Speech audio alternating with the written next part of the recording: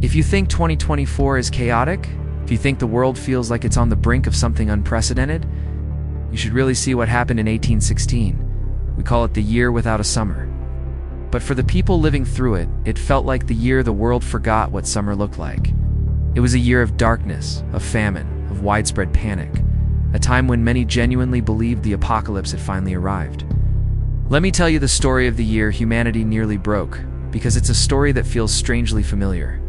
Our story doesn't start in 1816, but a year earlier, on the other side of the planet, with an event almost no one in the Western world even knew had happened.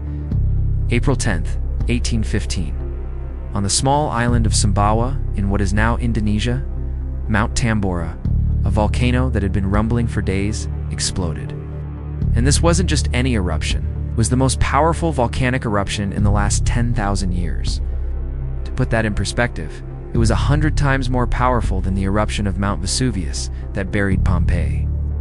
It was far louder and more destructive than the famous Krakatoa explosion that would happen decades later. The sound of the blast was heard over 1,600 miles away. It was so colossal that military outposts, thinking they were under attack, went on high alert.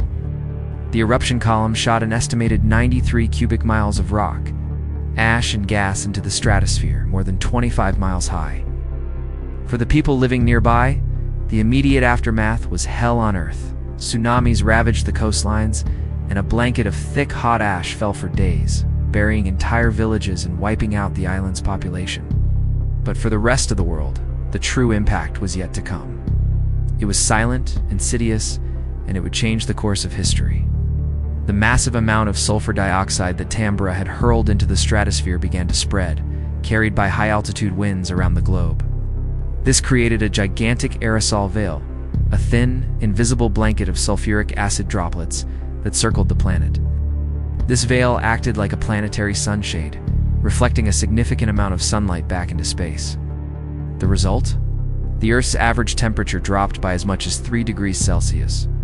That might not sound like a lot, but for the delicate balance of our global climate, it was catastrophic. The world didn't know this yet. They only saw the consequences. And those consequences began to unfold in the spring and summer of 1816. Across Europe and North America, the year began with a strange, persistent, dry fog. The sun appeared dim, sometimes reddish, and cast eerie shadows. People noted the sky's unusual colors, beautiful yet unsettling. Then the weather turned bizarre. Spring arrived late, and when it did, it was met with relentless cold rain and unseasonable frosts. In May, a hard freeze hit New England, killing off newly planted crops. Then came June. In places like Vermont, Quebec, and upstate New York, snow fell. Not just a light dusting, but several inches of heavy wet snow in the middle of June. Imagine waking up, expecting the warmth of early summer, only to find the world blanketed in white. Rivers in Pennsylvania were still frozen over in July. Across Europe, the situation was just as dire. The constant icy rain never seemed to stop. The Rhine River flooded its banks repeatedly. In Switzerland, the glaciers advanced, destroying villages. The grain harvests across the northern hemisphere completely failed. Wheat, potatoes, corn staples that fed entire nations rotted in the cold, wet fields. What followed was a chain reaction of pure chaos. As the failed harvests became apparent, food prices began to skyrocket. In America, the price of oats, a crucial feed for horses, the primary mode of transportation, shot up eightfold. In Ireland, the potato famine of 1816, a grim preview of the more famous one later in the century, led to a typhus epidemic that killed tens of thousands. Throughout Europe, people were starving. Grain riots broke out in Britain, France, and Germany. Desperate crowds stormed bakeries and attacked grain carts. People fought in the streets for scraps of food. Newspapers from the time are filled with harrowing accounts of families eating boiled nettles, animal fodder, or even cats and rats to survive. They called it the year without a summer, but it was also known as the poverty year, and 1800 froze to death. Mass migration began. Families in New England, their farms ruined by the relentless cold, packed up their belongings and headed west, looking for a better climate, a new start. This westward expansion of the United States was significantly accelerated by the climate crisis of 1816. Through all this suffering, this widespread starvation and social unrest, the most terrifying part for the people living through it was that nobody knew why it was happening. Think about that. It was number 24-hour news cycle, no satellite imagery, no global scientific community to explain the phenomenon. From their perspective, the sun had simply weakened. God was angry. The end times were upon them. Religious fervor swept through communities, with preachers declaring it divine punishment. Conspiracy theories flourished. Some blamed Benjamin Franklin and his lightning rods for disrupting the weather. Others pointed to sunspots, a global crisis, mass panic, conspiracy theories, a planet reacting to something humanity couldn't control. Does any of that sound familiar? But here's the part of the story that nobody ever expects. In the midst of all this darkness, this global despair, something incredible happened. Creativity exploded. Think of it. You're trapped indoors by months of endless, gloomy rain. The world outside is cold, miserable, and frightening. What do? If you were a certain group of young, well-to-do English writers vacationing by Lake Geneva in Switzerland, you'd try to pass the time. This group included the poet Lord Byron, his personal physician John Polidori, and another young couple, Percy Bysshe Shelley and his 18-year-old partner, Mary Godwin, who would soon become Mary Shelley, stuck inside the Villa Diodati by the incessant rain of that miserable summer. They read German ghost stories to each other. One stormy night, Byron proposed a challenge.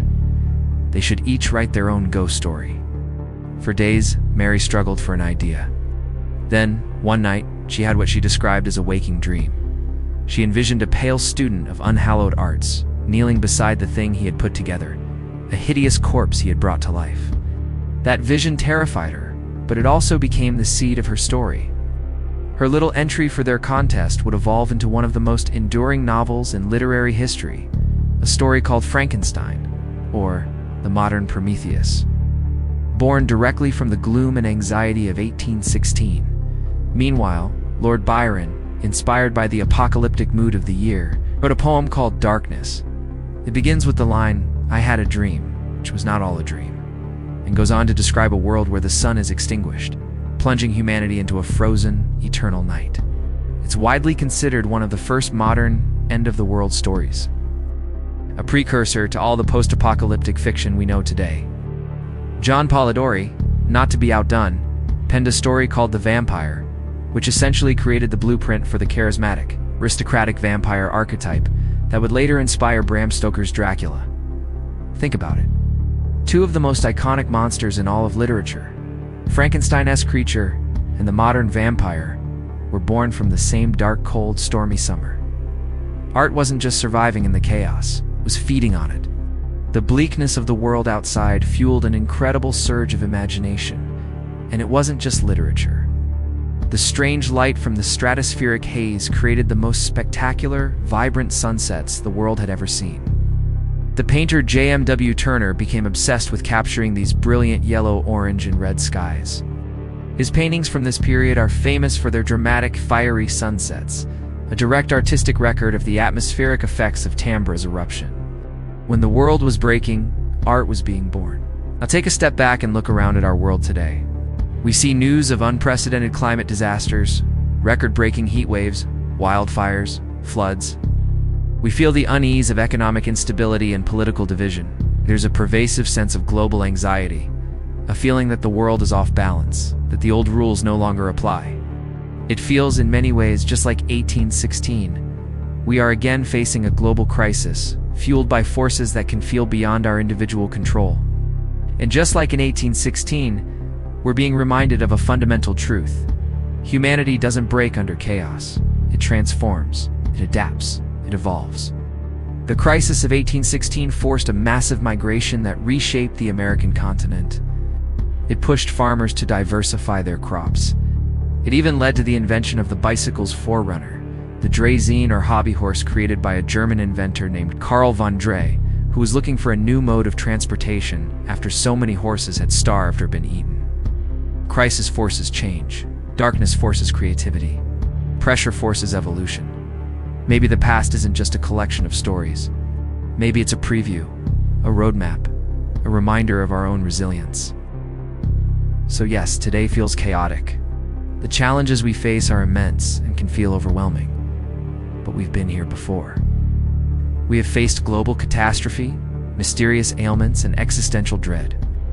And every single time, humanity has found a way not just to survive, but to walk out of the darkness different, and in many ways stronger. The story of 1816 isn't a story about the end of the world. It's a story about what we do when it feels like the end. It's a story about finding light in the darkness, and it's a story that's still being written today. Thanks for watching.